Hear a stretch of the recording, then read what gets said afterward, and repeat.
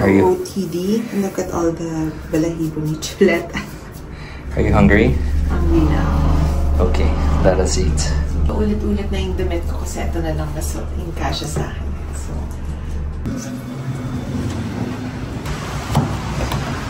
come on, princess.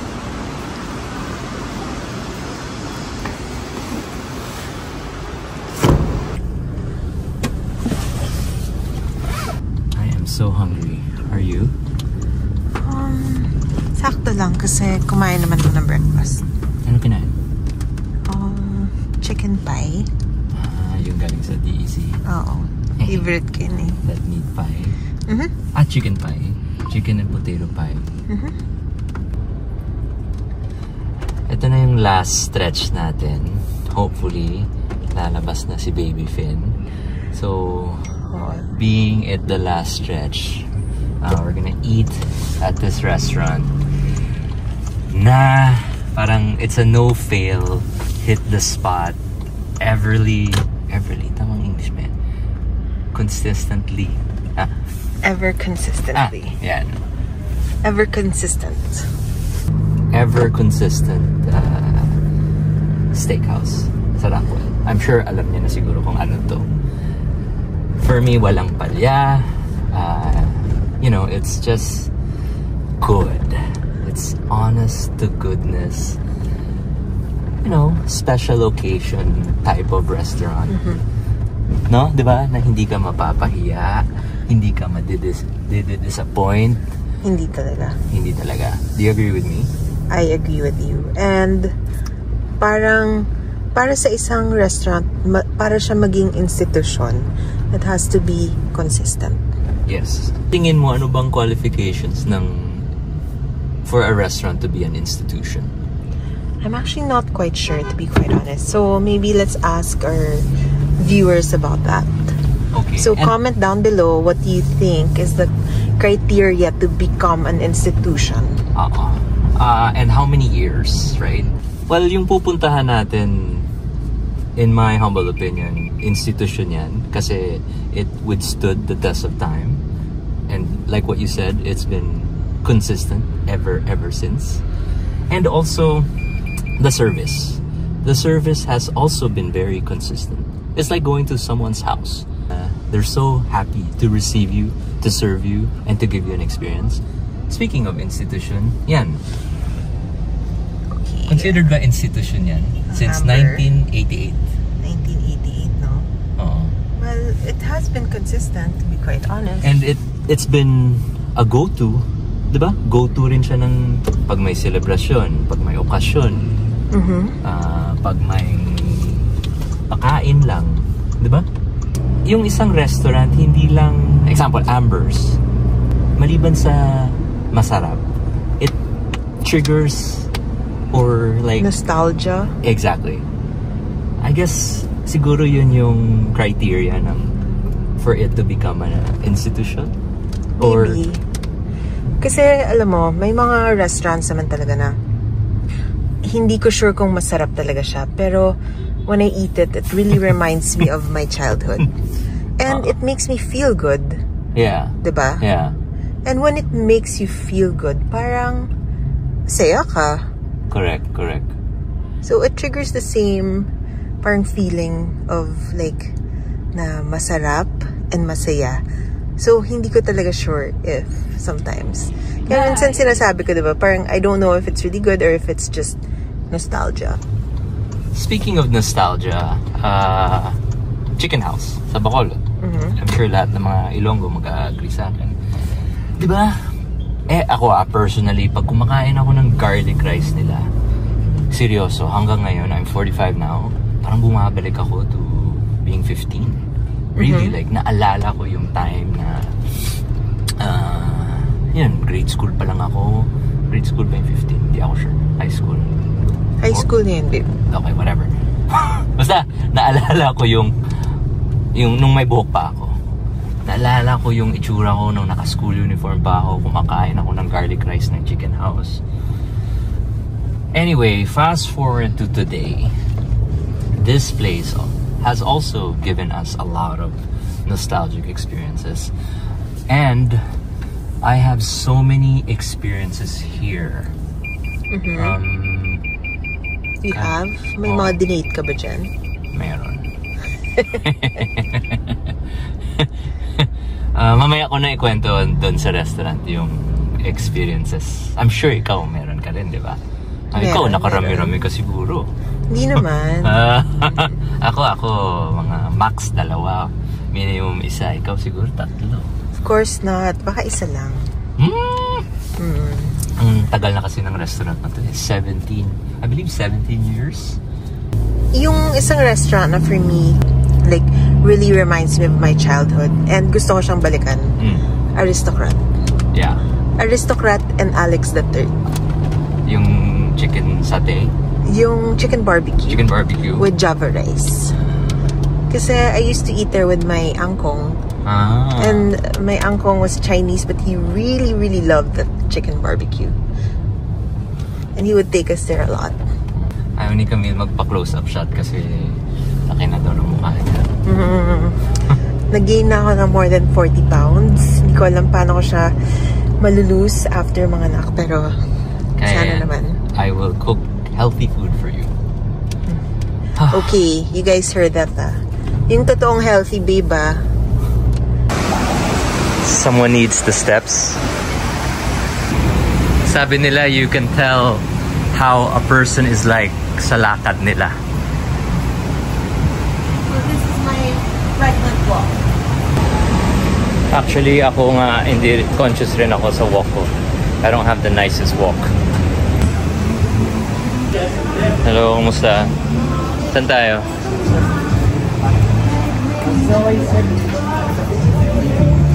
Yeah. Hello. Hello, kumusta? Okay. RR, kumusta? Masaya po. Masaya. Kung masaya yung nagsiservisyo sa atin, half the battle na yan. So usually, ang in-order talaga ng lahat is the Lorenzo's Truffle Cream. Masarap talaga siya. Consistently. Talaga. Pero alam mo, masarap din talaga the Mario Botarga. What's that again? It's like a spaghetti that's with Botarga. Yeah.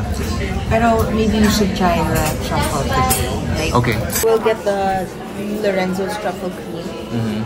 Salad kasi, sikat talaga sila for the Heldsburg salad. Okay. Gusto mo ng Caesar talaga. Sige, let's do that. I do like that. Sige, this one. Yes. Sarap yung lumpia, di ba? Classic din yan eh. Madam, no? Parang out of Parang power. ikaw pumunta dito na hindi ko in-order yan. And then yung steak. Of course, classic is the Angus rib eye. Let's do 400 grams. 400 grams. Medium rare. Medium rare for the Venice first order. And then, mamaya, si Camille kasi hindi siya pwede mag-rare. Paluto na lang natin ng konti. Mamaya na. Then Sir JP, may I know the 2 sides po? It's kami after steak. Creamed spinach. Spinach. Sure. Like to try our traditional mashed potato. Hindi. Gusto ko ng, let's do red rice. Yung garlic steak rice. The steak red rice. Steak rice. Sure. 100 grams. 400 grams. Yes, sir. Angus by sir. Wow, look at that. Grabe yung marbling, oh. Sure. Siguro... Sige, dito na lang tayo. This Sabihin ko one pa sana to eh. Pero yung asawa ko, ayaw niya na maraming taba eh. Di ba mahilig tayo sa bread and butter? Ito yung parang... like... Butter on the plate, bread and butter. Here, but here at Mamu, it's like classic, di ba? Ever since. Look at the smile on my face.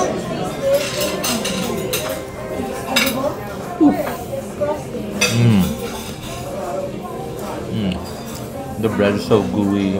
It's warm with the cold butter. Naglalagay ka ng salt eh. Salted butter.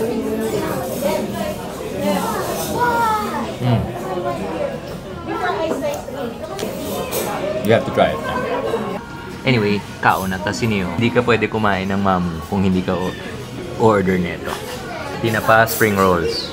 Tapos pili ka, suka or sweet chili. suka.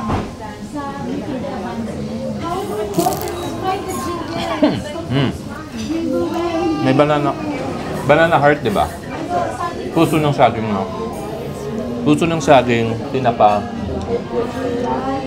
Ito yung tamis ng puso ng saging, tapos yung smokiness of the tinapa.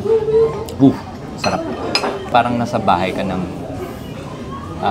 tita mong magaling magluto or tita mo na may taste.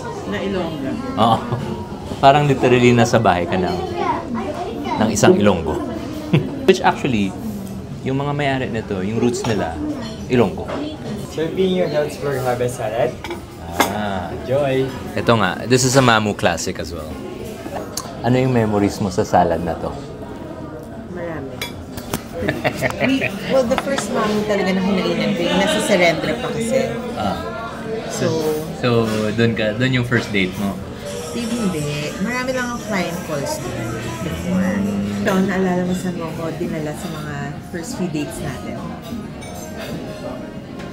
Oo. Saan? Sa First 3 dates. First 3 dates, yes. Sa Spanish restaurant. Tomatito. Oo. Kung saan pinalasing kita doon. Pina mo minun. Yung first is Kiko Fuji first, second Tomatito. Tomatito, third yung kay Chef Nico Santos. Hey, Hansa. Yes. So, nung nag-date ka, in-order mo tong salad na to. Hindi ako nag-date dito. Kanina sabi mo meron. Ikaw lang dinadate ko. Hindi mo pa ako nadala dito, babe. Babe, of course, ang daming guys natin kumain dito. My whole pregnancy, ayaw kumain ng gulay. I don't know why. Nahirapan ako. This one, so good. Kaya medyo happy ako. Pati itong tomatoes kinain ko. Salad na. Would you like me to transfer that into a smaller plate na po? Yan. Lipat mo na lang dyan para... Thank you. Serving your Lorenzo truffle cream pasta.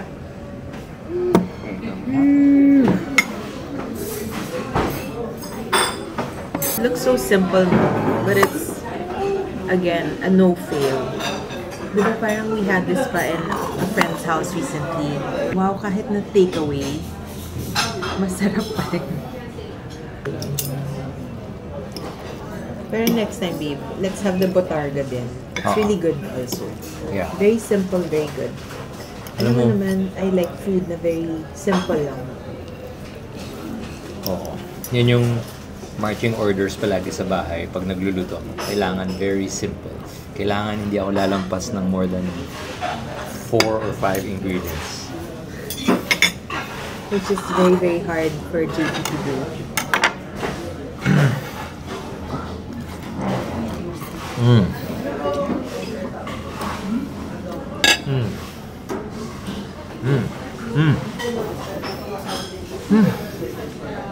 Tsaka na natin i-explain yung lasa. Basta sobrang sarap.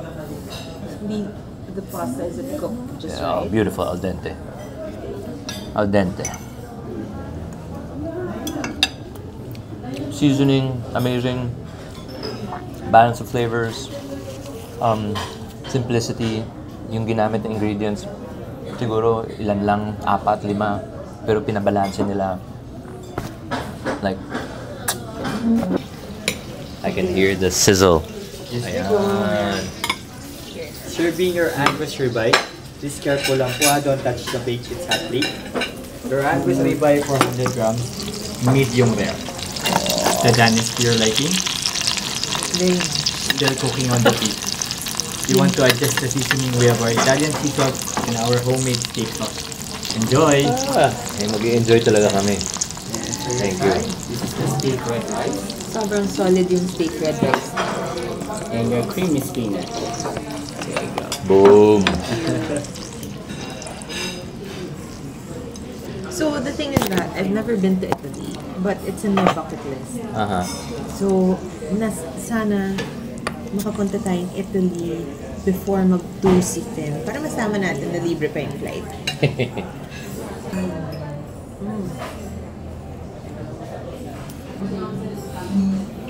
Diba? It's like, the pasta is like, it gives you a hug. Kaya ko ubusin yun. Huwag naman. compose yourself. See, it's really a place for, you know, for special occasions, celebrations. What are we celebrating? The last few days, just being just the two of us. Now we're celebrating also life for our new baby. And sana mahilig din siya kumain katulad sa atin. Kailangan yan. Oo. Kita mo. Ay, nako. Yun yung dulo na tinutusta nila. Alam mo naman. Tapos sea salt. Sea salt.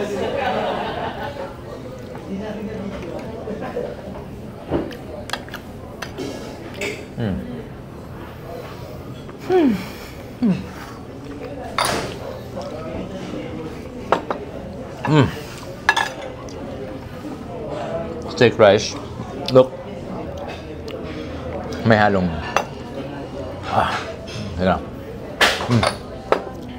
may halong, sorry, medyo speechless ako. Okay, steak rice that's mixed with the fat, the crispy fat of the steak, and cooked in the steak oil or in the beef oil.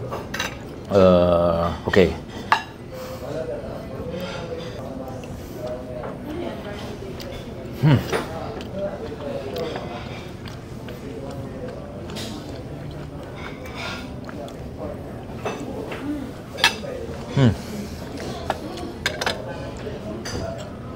Then I'd like to chase it with spinach.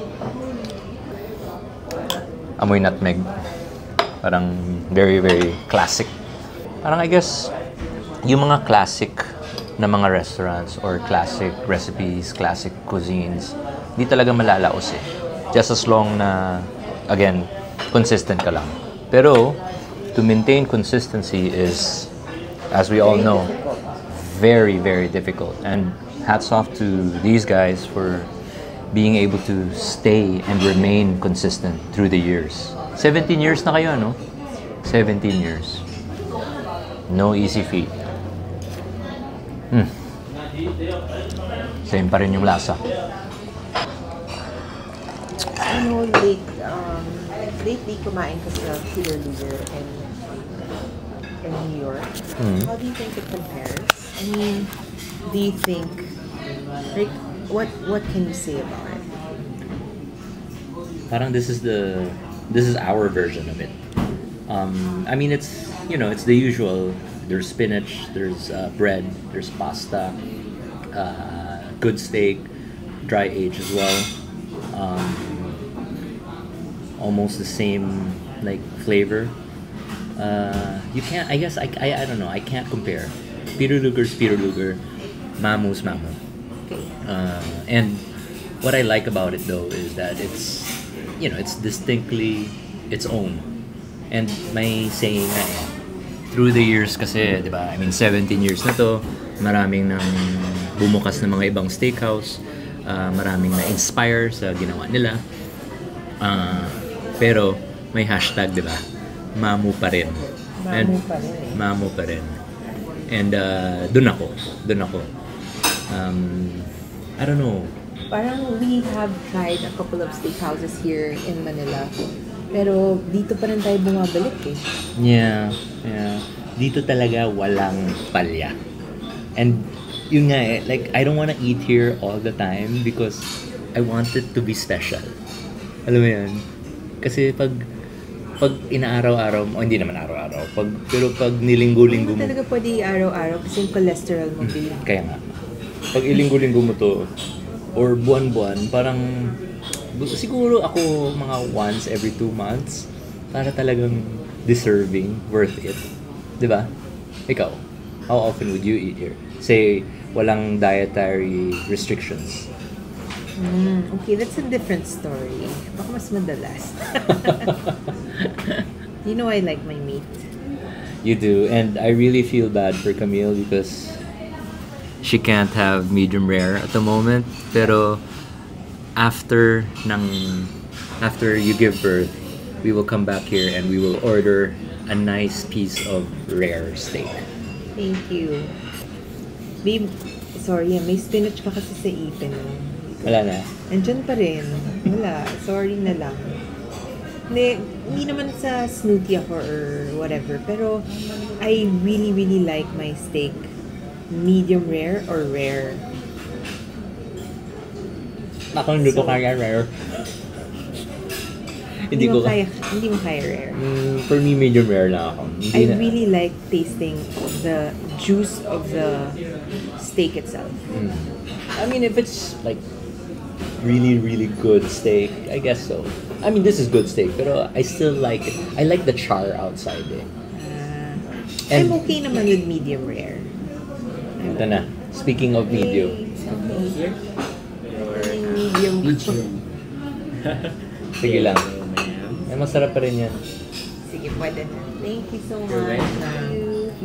Happy ka? Sobra. Actually, hindi naman siya sobrang well done. Pero tingin ko pwede na to. Tsaka sabi ng doctor ko kasi pwede na daw yan. Malaki na eh. Malaki na siya. Actually, si Camille has been very, very, how would you say it? She's been a great mom to be. Parang lahat sinunod niya. Hindi siya uminom. Kahit na pwede, sabi ng doctor, pwede ka uminom. 1 glass of wine, sabi, but I didn't. Hindi siya... Hindi ako nagko-coffee. Oo, never. Before, hindi mo to makausap pag wala pang kape. Ngayon, mga 9 months ka na walang coffee, no? And she's been working out. She's been active. Pero lately, it's been very hard and medyo minsan nakaka-depress na parang pag nagtitimbang ako. Hindi ko ma-imagine paano lumaki ng ganito, but I guess, sabi nila, ganun daw talaga, but sana ma-lose ko naman to right away. Okay lang yan, babe. Okay lang yan.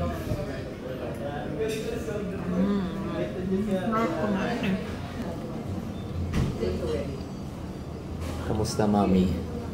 Sarap. Ba't ang sarap kumain?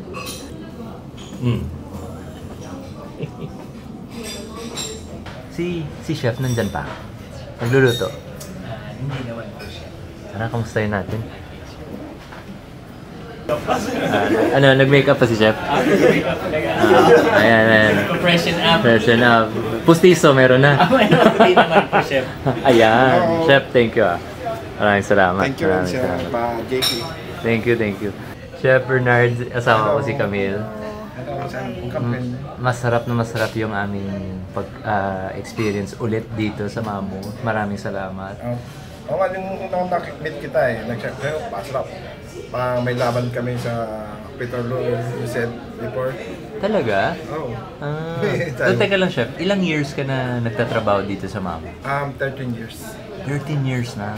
And then, pero prior ng Mamu, iba yung sa kusina ka o hindi?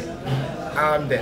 Pero before ako muna ako, factory, printing press. So, nung pumasok ka dito 13 years ago, hindi, syempre, dishwasher muna? Dishwasher, nag-helper cook, then, wow. And then, kailan ka na-promote bilang komi, kumbaga? Siguro 2013 yan. Mga ilang years ka na nandito? 3. Oh, bilis ah. Bilis na. Ilan taon ka? Magaling ka talaga. Chef, if you don't mind, ilang taon ka na ngayon? 43. 43, wow. Galing. So nagsimula ka nung 30 ka? Yung Mamu walang kupas talaga. And yun talaga yung goal namin sa this company na kailangan lagi consistent, then kailangan mag-enjoy sila. So, happy ka dito? Yes. Halata naman. Chef, galing ka rin ba? Dito ka nagsimula or nagsimula ka pa sa Serendra? No, dito na ako Dito na nag-start. talaga. Dito na. Talagang Rockwell talaga na. Pioneer ka ng Rockwell. Ang galing ng ginagawa niyo. Kasi para sa akin, pinakamahirap talaga is to retain consistency. Hindi pa ako kumain dito na hindi masarap. Ako rin, chef. Promise. Thank you very much. Totoo, chef. Kaya, pag hindi kami makaisip kung saan kami kakain at medyo deserve kami magmamu, dito talaga. Kasi dito walang palya eh. Grabe, no? Yes, I guess, kung happy ka, no? Yes, kailangan talaga happy siguro sa work para happy rin yung isi-serve mo. Oo. Diba? Nakita ko sa Instagram nag-basketball kayo nung last. Nanalo ba kayo? We're the champion. Rockwell. Oh. So maraming magaling dito mag-basketball. Siguro. Chef, may tanong ako. 'Di ba sinasabi nila yung rare, tama ba? Ito ba? Tama ba? Yes. Tapos, tama ba, Chef? Yung rare, Camille, hawakan mo nga. Dito sa gitna yan. Di ba rare yan? Oo. Tapos, medium. Dito kami sa ano. Dito kayo? Sige. Paano nga, Chef? So, rare saan? Rare ito. Tapos pababa yun. Hanggang sa tumaas. Okay. So, yun lang yung guide, guys. Rare and then well done to. Pababa. Oo. Pag tumitigas na. Oo. Pababa siya. Alam mo, sa ilang years na ako nakakain dito, first time ko lang nakapagkwentuhan sa inyo. Kasi normally, kamay-kamayan lang. Hello lang. So, it's nice to finally meet you. Thank you, Chef. Thank you. Thank you rin. Thank you, Mom. The supervisors po here at Mamurac. Sige. Nandyan siya? Yes po. Sige, maganda ma-meet natin siya. Sir, Hi, sir. asawa ko, si Camille. Hi, Si Mr. Joe. Sir, Joe po. I guess, Joe, yung question ko lang, well, ilang years ka na dito sa Mamo? Actually, final po ako rin. 13 years. 13 years 13 rin. going to 14. Wow. Kasing tagal ni Chef. Oo. Alam mo yun nga pinag-usapan namin kanina. Yung serbisyo dito sa Mamo. Parang pumunta ka sa bahay ng tita mo na may taste. No? Ngayon sabi sa amin ng mga may-ari. Treat natin yung mga bisita natin na ninong at ninang. Kasi sila yung nagbibigay ng mga blessings sa atin. Tapos napansin ko sa serbisyo ninyo ng Mamo, yun nga, very personal. Yes. Kahit na busy kayo. Tapos very warm. Yes. At the same time, may iba kasi na friendly, warm, pero hindi na professional. Kayo, Sakto lang. oo, efficient. Tapos may galawan, no? Para kayong Alam mo nang matagal na rin kayo actually. nakaka-inspire kayo. Sana yung mga nanonood nito makakuha rin kayo ng inspirasyon from them kung paano yung galawan. Yung nag-train sa'yo, Joe, si Miss Maluba. Bali yung mga nag-train sa akin before. Bali, we train at Mama Surrendra. Alam ko yung mga owners, Yes, very sir. hands-on sila, di ba? Yes, very personalized po sila sa Oo. Dati nakikita ko pa yung... Si Ma'am Ani, kapatid niya yun. kapatid niya Si yun. Ma'am Ani, yun yung pinakaunang manager ng Surrendra. Oo. Si Ma'am Ani. Pag sobrang hands-on yung may-ari, nakukuha rin ng staff eh. Di ba? Tapos napipil mo na talagang importante yung, hindi lang business, importante yung welfare din ng mga tao. Tama. Galing. Kaya yun din yung isang secret ingredient. Dahil sa Ninyo. kanila kaya successful yung mga. Dahil rin sa inyo. Sinusuklian lang po namin sila. Ang ganda nun. Ganda na nakakakausap tayo ng mga FNPs also. Like for us, we learn also. Yeah.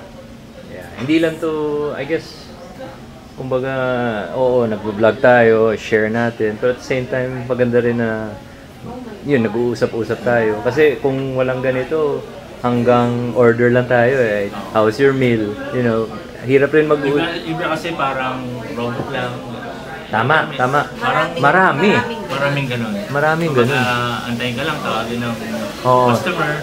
Tapos, Kami, tinrain talaga kami na yun talaga yung panlaban namin sa ibang restaurant. Na, syempre minsan, lahat naman niya masarap eh. tama. Totoo yan. Kumbaga Marami yung- naman masarap eh. Customer service talaga yung nilalaban din namin. Bukod dun sa quality food, yun po. Actually, usually, pag pumapasok kami ng restaurant, alam na namin agad pag may pagmamahal yung pagkain or wala. Based on the service, alam na namin. Mafe-feel mo na eh. Dapat Yun. kasi by heart din. Nagtatrabaho ka by heart, masaya ka dapat. May kainainan kaming restaurant last time. Wala man lang tanong kung kamusta yung food. Oo. To the point na ako na nagsabi sa kanya na, ma'am, medyo, Then, parang yung mukha niya, parang blanco lang.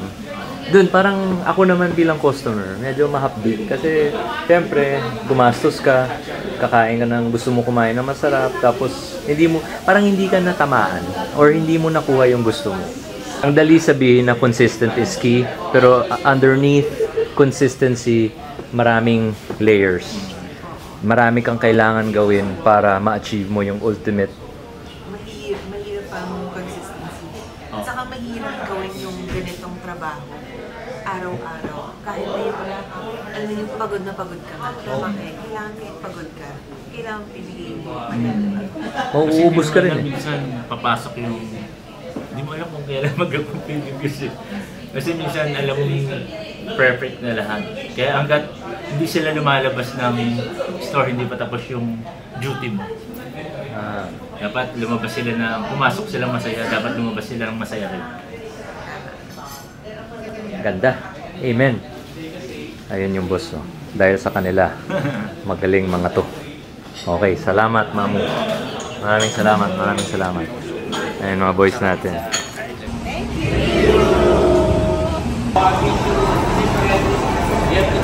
Si Camille gusto mag-dessert dito sa isa sa pinaka-paborito niyang ice cream place. I only get one flavor here. Which is? It's the same flavor I've been getting for the past like 10 years or so. Anong flavor? Langkasoy. Langkasoy? Langkasoy. Although, masarap din yung mint chocolate chip nila. At saka yung queso. Ako yung favorite ko dito sa FIC is the avocado. Parang masarap din yan. It's one of the best avocado ice creams here.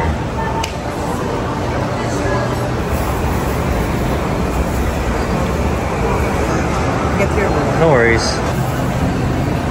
Ilang years na yung FIC? 25 years. 25 years na? Okay. Happy ka? I'm happy. Why are you happy? So good eh. I've been getting this since I was in high school or college. Same pa rin lasa. Okay, lakad na tayo. It's a rare flavor. It is. Langkasoy.